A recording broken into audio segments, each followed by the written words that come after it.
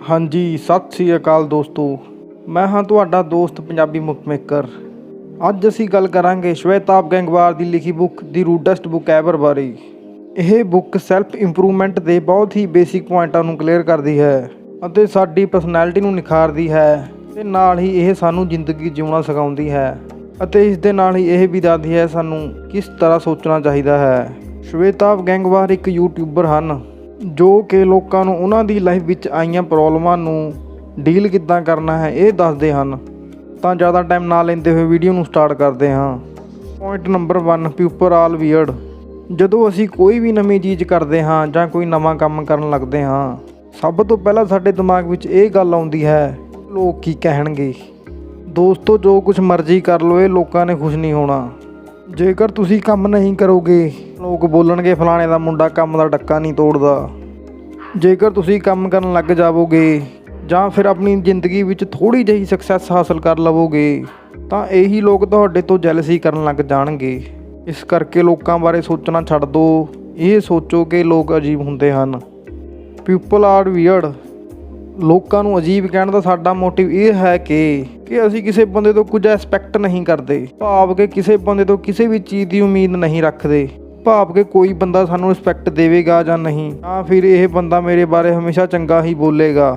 ਅਸੀਂ ਲੋਕਾਂ ਨੂੰ ਅਜੀਬ ਬੋਲ ਕੇ ਉਹਨਾਂ ਨੂੰ ਸਾਡੇ ਬਾਰੇ ਕੁਝ ਵੀ ਸੋਚਣ ਲਈ ਅਲਾਉ ਕਰਦੇ ਹਾਂ। ਫੋਰ ਐਗਜ਼ਾਮਪਲ, ਚਾਹੇ ਉਹ ਵਿਅਕਤੀ ਸਾਨੂੰ ਚੰਗਾ ਬੋਲੇ ਚਾਹੇ ਮਾੜਾ ਬੋਲੇ, ਸਾਡੀ ਸਿਹਤ 'ਤੇ ਇਸ ਦਾ ਕੋਈ ਅਸਰ ਨਹੀਂ। ਅਸੀਂ ਬਸ ਲੋਕਾਂ ਨੂੰ ਅਜੀਬ ਕਹਿ ਕੇ ਨਿਕਲ ਜਾਂਦੇ ਹਾਂ। ਇਸ ਤਰ੍ਹਾਂ ਅਸੀਂ ਕਿਸੇ ਵੀ ਵਿਅਕਤੀ ਤੋਂ ਸਾਡੇ ਬਾਰੇ ਚੰਗਾ ਬੋਲਣ ਦੀ ਉਮੀਦ ਨਹੀਂ ਰੱਖਦੇ। ਅਸੀਂ ਜਦੋਂ ਵੀ ਕਿਸੇ ਬੰਦੇ ਤੋਂ ਜਾਂ ਕਿਸੇ ਵੀ ਪਰਸਨ ਤੋਂ ਕੁਝ ਐਕਸਪੈਕਟ ਕਰਦੇ ਹਾਂ ਜਾਂ ਕੋਈ ਉਮੀਦ ਰੱਖਦੇ ਹਾਂ, ਜੇਕਰ ਉਹ ਵਿਅਕਤੀ ਸਾਡੀ ਉਮੀਦਾਂ 'ਤੇ ਖਰਾ ਨਾ ਉਤਰੇ ਤਾਂ ਸਾਨੂੰ ਇਸ ਚੀਜ਼ ਦਾ ਦੁੱਖ ਹੁੰਦਾ ਹੈ। ਅਸੀਂ ਆਪਣੇ ਮਨ ਵਿੱਚ ਕਹਾਂਗੇ ਕਿ ਉਸ ਬੰਦੇ ਤੋਂ ਇਹ ਉਮੀਦ ਨਹੀਂ ਸੀ। ਇਸ ਕਰਕੇ ਅਸੀਂ ਲੋਕਾਂ ਤੋਂ ਕੋਈ ਉਮੀਦ ਨਾ ਰੱਖ ਕੇ ਉਹਨਾਂ ਨੂੰ ਅਜੀਬ ਕਹਿ ਕੇ ਨਿਕਲ ਜਾਂਦੇ ਹਾਂ। ਇਸ ਤਰ੍ਹਾਂ ਅਸੀਂ ਲੋਕਾਂ ਨੂੰ ਜੱਜ ਨਹੀਂ ਕਰਦੇ, ਅਸੀਂ ਲੋਕਾਂ ਨੂੰ ਅਜੀਬ ਕਹਿ ਕੇ ਨਿਕਲ ਜਾਂਦੇ ਹਾਂ ਅਤੇ ਆਸਾਨੀ ਨਾਲ ਮੂਵ ਔਨ ਹੋ ਜਾਂਦੇ ਹਾਂ। ਇਸੀ ਤਰ੍ਹਾਂ ਅਸੀਂ ਕੋਈ ਵੀ ਰਿਜੈਕਸ਼ਨ ਦਾ ਸਾਹਮਣਾ ਕਰ ਸਕਦੇ ਹਾਂ। ਜੇਕਰ ਕੋਈ ਸਾਨੂੰ ਰਿਜੈਕਟ ਕਰਦਾ ਹੈ ਤਾਂ ਅਸੀਂ ਉਸ ਨੂੰ ਅਜੀਬ ਕਹਿ ਕੇ ਨਿਕਲ ਜਾਂਦੇ ਹਾਂ। ਇਸ ਤਰ੍ਹਾਂ ਸਾਨੂੰ ਉਸ ਵਿਅਕਤੀ ਤੋਂ ਕੋਈ ਜਲਨ ਜਾਂ ਈਰਖਾ ਆਦਿ ਨਹੀਂ ਹੁੰਦੀ।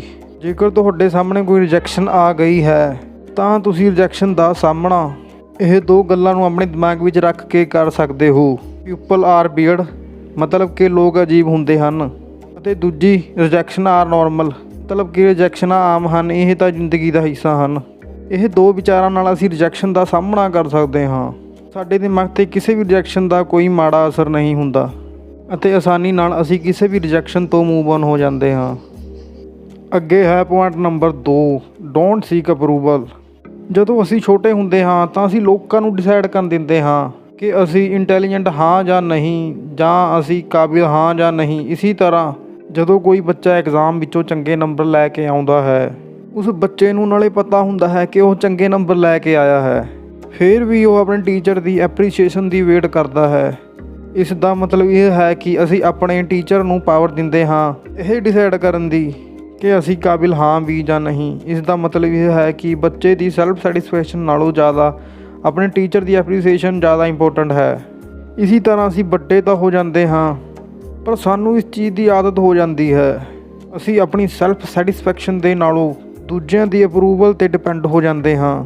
ਅਸੀਂ ਲਾਈਫ ਵਿੱਚ ਕੁਝ ਕਰਨਾ ਤਾਂ ਚਾਹੁੰਦੇ ਹਾਂ ਪਰ ਸਾਨੂੰ ਇਹ ਸਮਝ ਨਹੀਂ ਆਉਂਦੀ ਕਿ ਕਰਨਾ ਕੀ ਹੈ। ਇਸ ਲਈ ਅਸੀਂ ਜਿਹੜੇ ਲੋਕਾਂ ਦੀ ਅਪਰੂਵਲ ਚਾਹੁੰਦੇ ਹਾਂ, ਜੋ ਕੁਝ ਉਹਨਾਂ ਨੂੰ ਪਸੰਦ ਹੁੰਦਾ ਹੈ, ਅਸੀਂ ਵੀ ਉਹੀ ਕਰਨ ਲੱਗ ਜਾਂਦੇ ਹਾਂ। ਇਸ ਤਰ੍ਹਾਂ ਅਸੀਂ ਆਪਣੀ ਸੈਲਫ ਇਮੇਜ ਨੂੰ ਖੋ ਦਿੰਦੇ ਹਾਂ। ਸਾਨੂੰ ਲੋਕਾਂ ਦੇ ਅਪਰੂਵਲ ਬਾਰੇ ਨਹੀਂ ਸੋਚਣਾ ਚਾਹੀਦਾ। ਸਾਨੂੰ ਆਪਣਾ ਦਿਮਾਗ ਲਗਾ ਕੇ ਸੋਚਣਾ ਚਾਹੀਦਾ ਹੈ ਕਿ ਮੇਰਾ ਟੈਲੈਂਟ ਕਿਸ ਫੀਲਡ ਵਿੱਚ ਹੈ ਅਤੇ ਮੈਂ ਕਿਸ ਤਰ੍ਹਾਂ ਇਸ ਫੀਲਡ ਵਿੱਚ ਕੁਝ ਵੱਡਾ ਕਰ ਸਕਦਾ ਹਾਂ। ਇਸ ਦੇ ਨਾਲ ਹੀ ਅਗਲਾ ਪੁਆਇੰਟ ਹੈ point number 3, choose satisfaction note happiness. ਸਾਡੇ ਜ਼ਿਆਦਾਤਰ ਕੰਮ ਕਰਨ ਦਾ ਰੀਜ਼ਨ ਹੈਪੀਨੈਸ ਹੁੰਦਾ ਹੈ। ਕਦੇ ਵੀ ਸੈਟਿਸਫੈਕਸ਼ਨ ਅਤੇ ਹੈਪੀਨੈਸ ਦੇ ਵਿਚਾਰਲਾ ਡਿਫਰੈਂਸ ਨਹੀਂ ਸਮਝ ਸਕੇ।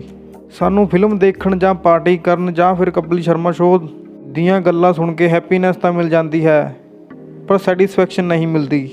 ਅਸੀਂ ਇਹ ਨਹੀਂ ਜਾਣਦੇ ਸੈਲਫ ਸੈਟਿਸਫੈਕਸ਼ਨ ਨਾਲ ਹੀ ਸਾਡੇ ਮਨ ਨੂੰ ਸ਼ਾਂਤੀ ਮਿਲਦੀ ਹੈ। ਇਹ ਸੈਲਫ ਸੈਟਿਸਫੈਕਸ਼ਨ ਹੀ ਹੈਪੀਨੈਸ ਦੀ ਬਾਇਓ ਪ੍ਰੋਡਕਟ ਹੁੰਦੀ ਹੈ। ਇਸ ਜਗ੍ਹਾ ਜੇ ਅਸੀਂ ਮੂਵੀ ਅਤੇ ਪਾਰਟੀ ਅਤੇ ਕਪਿਲ ਸ਼ਰਮਾ ਨੂੰ ਇਗਨੋਰ ਕਰਕੇ ਆਪਣੇ ਕੋਈ ਸਕੂਲ ਜਾਂ ਆਫਿਸ ਦਾ ਪ੍ਰੋਜੈਕਟ ਕੰਪਲੀਟ ਕਰਦੇ ਹਾਂ ਬਹੁਤ ਮਿਹਨਤ ਕਰਨ ਨਾਲ ਉਹ ਪ੍ਰੋਜੈਕਟ ਕੰਪਲੀਟ ਹੋ ਜਾਂਦਾ ਹੈ ਤਾਂ ਸਾਨੂੰ ਸੈਟੀਸਫੈਕਸ਼ਨ ਫੀਲ ਹੁੰਦੀ ਹੈ, ਜਿਹੜੀ ਕਿ ਮੂਵੀ ਅਤੇ ਪਾਰਟੀ ਦੀ ਮੋਮੈਂਟਰੀ ਹੈਪੀਨੈਸ ਨਾਲੋਂ ਬਹੁਤ ਵਧੀਆ ਹੁੰਦੀ ਹੈ। ਮੋਮੈਂਟਰੀ ਹੈਪੀਨੈਸ ਸਿਰਫ ਥੋੜ੍ਹੇ ਸਮੇਂ ਲਈ ਹੀ ਹੁੰਦੀ ਹੈ, ਪਰ ਜਦ ਕਿ ਸੈਲਫ ਸੈਟੀਸਫੈਕਸ਼ਨ ਲੌਂਗ ਟਰਮ ਲਈ ਹੁੰਦੀ ਹੈ। ਇਸ ਕਰਕੇ ਸਾਨੂੰ ਮੋਮੈਂਟਰੀ ਹੈਪੀਨੈਸ ਨਾਲੋਂ ਲੌਂਗ ਟਰਮ ਸੈਟੀਸਫੈਕਸ਼ਨ ਨੂੰ ਚੂਜ਼ ਕਰਨਾ ਚਾਹੀਦਾ ਹੈ, ਜਿਹੜੀ ਕਿ ਸਾਨੂੰ ਮਨ ਦੀ ਸ਼ਾਂਤੀ ਦਿੰਦੀ ਹੈ। ਤਾਂ ਇਸ ਦੇ ਨਾਲ ਹੀ ਚੱਲਦੇ ਹਾਂ ਅਗਲੇ ਪੁਆਇੰਟ ਵੱਲ। Point number 4, you are a nation. Shwetabh Gangwar ਕਹਿੰਦੇ ਹਨ ਕਿ ਸਾਨੂੰ ਆਪਣੇ ਆਪ ਨੂੰ ਇੱਕ ਨੇਸ਼ਨ ਯਾਨੀ ਕਿ ਇੱਕ ਦੇਸ਼ ਮੰਨਣਾ ਚਾਹੀਦਾ ਹੈ। ਸਾਡੇ ਭਾਈ ਭੈਣ, ਸਾਡੇ ਮਾਤਾ ਪਿਤਾ ਅਤੇ ਸਾਡੇ ਦੋਸਤ ਇਹ ਸਾਡੇ ਪੜੋਸੀ ਦੇਸ਼ ਹਨ। ਤੁਸੀਂ ਆਪਣੇ ਦੇਸ਼ ਦੇ ਪ੍ਰਧਾਨ ਮੰਤਰੀ ਹੋ। ਤੁਹਾਡੇ ਅਸੂਲ, ਤੁਹਾਡੇ ਆਦਰਸ਼ ਤੁਹਾਡੇ ਦੇਸ਼ ਦਾ ਸੰਵਿਧਾਨ ਹਨ। ਤੁਹਾਡਾ ਸੈਲਫ ਕੰਟਰੋਲ ਤੁਹਾਡੇ ਦੇਸ਼ ਦੀ ਮਿਲਟਰੀ ਆਰਮੀ ਹੈ। ਸਾਡੀਆਂ ਬੁਰੀਆਂ ਆਦਤਾਂ ਅਤੇ ਸਾਡਾ ਮਨ ਇਹ ਸਾਡੇ ਦੇਸ਼ ਦੇ ਆਤੰਕਵਾਦੀ ਹਨ। ਜੇਕਰ ਅਸੀਂ ਆਪਣੇ ਦੇਸ਼ ਨੂੰ ਅੱਗੇ ਲੈ ਕੇ ਜਾਣਾ ਚਾਹੁੰਦੇ ਹਨ ਤਾਂ ਸਾਨੂੰ ਆਪਣੇ ਸੈਲਫ ਕੰਟਰੋਲ ਮਤਲਬ ਕਿ ਸਾਨੂੰ ਆਪਣੀ ਮਿਲਟਰੀ ਆਰਮੀ ਨਾਲ ਸਾਡੀਆਂ ਬੁਰੀਆਂ ਆਦਤਾਂ ਅਤੇ ਸਾਡੇ ਮਨ ਨੂੰ ਆਪਣੇ ਕਾਬੂ ਵਿੱਚ ਕਰਨਾ ਪਵੇਗਾ, ਭਾਵ ਕਿ ਆਪਣੇ ਦੇਸ਼ ਦੇ ਆਤੰਕਵਾਦੀਆਂ ਨੂੰ ਖਤਮ ਕਰਨਾ ਪਵੇਗਾ ਅਤੇ ਨਾਲ ਹੀ ਸਾਡੇ ਦੇਸ਼ ਦਾ ਸੰਵਿਧਾਨ, ਸਾਡੇ ਅਸੂਲਾਂ ਅਤੇ ਆਦਰਸ਼ਾਂ ਨੂੰ ਮਜ਼ਬੂਤ ਕਰਨਾ ਪਵੇਗਾ ਅਤੇ ਸਾਨੂੰ ਸਾਡੀ ਸੈਲਫ ਰਿਸਪੈਕਟ ਨੂੰ ਮਜ਼ਬੂਤ ਕਰਨਾ ਪਵੇਗਾ। ਅਸੀਂ ਕਦੇ ਨਹੀਂ ਚਾਹਾਂਗੇ ਕਿ ਕੋਈ ਹੋਰ ਦੇਸ਼ ਸਾਡੇ ਦੇਸ਼ ਉੱਤੇ ਆ ਕੇ ਰਾਜ ਕਰੇ।